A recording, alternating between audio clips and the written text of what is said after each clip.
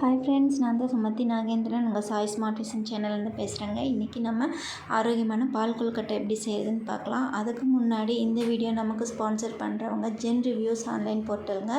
ஆமாம், இந்த gen reviews எதுக்கு யூஸ் ஆகுதுன்னு பார்த்தீங்கன்னா, நம்ம இப்போ கெஜெட்ஸ் ஏதாவது பர்ச்சேஸ் பண்ணணும், ஏதாவது பொருட்கள் வாங்கணும் அப்படின்னு நினச்சோம்னா நம்ம ஜென் ரிவ்யூஸ் ஆன்லைன் போர்ட்டலில் போயிட்டு ரிவ்யூஸ் பார்த்துக்கலாங்க. ரிவ்யூஸ் பார்த்துட்டு அதுக்கப்புறமா நம்ம போய் பர்ச்சேஸ் பண்ணுறதுக்கு இந்த ஆன்லைன் போர்ட்டல் வந்து நமக்கு ரொம்ப ஹெல்ப்ஃபுல்லாக இருக்கும். ஸோ எல்லாருமே ஜென் ரிவ்யூஸ் ஆன்லைன் போர்ட்டலை யூஸ் பண்ண பழகிக்கோங்க ஃப்ரெண்ட்ஸ். அது வந்து நமக்கு ரொம்பவே யூஸ்ஃபுல்லாக இருக்குங்க. சரி, வாங்க இன்றைக்கி நம்மளோட வீடியோக்குள்ளே போயிடலாம். இப்போ பார்த்திங்கன்னா ஒரு பாத்திரம் எடுத்துக்கலாம். அதில் வந்துட்டு பார்த்திங்கன்னா ஒரு 100 கிராம் அளவுக்கு பச்சரிசி மாவு நான் எடுத்திருக்கேன். கூடவே டேஸ்ட்டுக்கு கொஞ்சமாக சால்ட்டு ஆட் பண்ணியிருக்கேன். இதை வந்து நம்ம நல்லா சப்பாத்தி மாவு பார்த்துக்கு பிசைஞ்சு எடுத்துக்கணும். ஸோ பச்சை தண்ணி ஊற்றி கலராமல் நல்லா கொதிக்க வச்ச தண்ணி ஊற்றி நான் இப்போ கலந்து எடுத்துக்கிறேன். நல்லா கரண்டியில் போட்டு கலந்துக்கங்க. கலந்துட்டு ஒரு 5 மினிட்ஸ் நம்ம ரெஸ்ட்டு கொடுக்கலாம். இந்த மாதிரி நல்லா கிளறி விட்டுக்கோங்க. கிளறி விட்டுட்டு கூடவே ஒரு ஸ்பூன் நெய்யும் ஆட் பண்ணிக்கலாம். இது வந்து நல்லா மணமாக இருக்கும் கொழுக்கட்டை சாப்பிடும்போது பார்த்திங்கன்னா. இப்போ நல்லா மிக்ஸ் பண்ணிவிட்டு ஒரு மூடி போட்டு ஒரு 10 மினிட்ஸ் அப்படியே வச்சுருங்க. 10 மினிட்ஸ் கழித்து நீங்கள் கையிலையே நம்மளால் சூடு தாங்க முடியும். அந்த சூட்டுக்கு வந்துட்டு கையிலையே எடுத்து நல்லா பிசைஞ்சு நம்மளோட சப்பாத்தி மாவு பதத்துக்கு அதை ரெடி பண்ணி வச்சுக்கலாங்க. அப்போ தான் நமக்கு உருண்டை பிடிக்கிறதுக்கு வந்து கரெக்டான பதமாக இருக்கும்.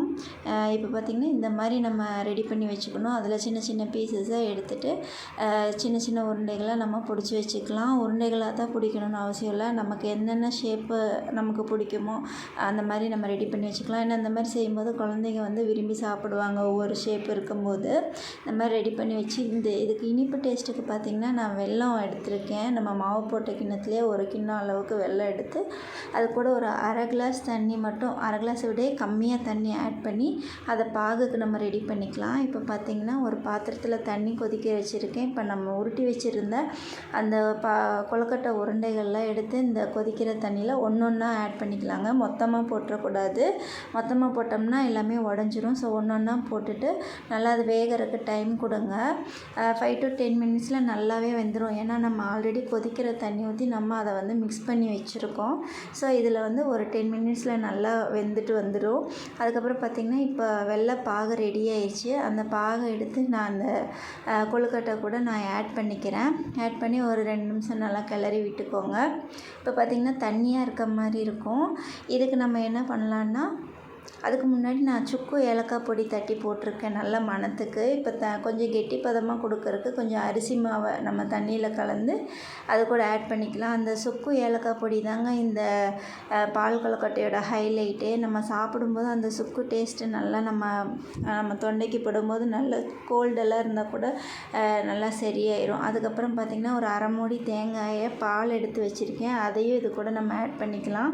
இப்போ நம்ம தேங்காய் பால் சேர்த்துட்டோம். ப்ளஸ் கொஞ்சமாக அரிசி மாவு கலந்து சேர்த்தனால இந்த அளவுக்கு கெட்டி பதமாக நமக்கு கிடச்சிருச்சு. நம்ம ஃபஸ்ட்டு அடுப்பில் இருக்கும்போது பார்த்திங்கன்னா கொஞ்சம் தண்ணி பதமாக இருந்தது. ஒரு 5 மினிட்ஸ் மூடி வச்சிட்டிங்கன்னா இந்த மாதிரி கெட்டி பதமாக ஆயிரும் ஃப்ரெண்ட்ஸ். இது மாதிரி நீங்களும் உங்கள் வீட்டில் செஞ்சு ட்ரை பண்ணி பாருங்கள். ட்ரை பண்ணி பார்த்துட்டு எப்படி இருந்ததுன்னு சொல்லுங்கள்.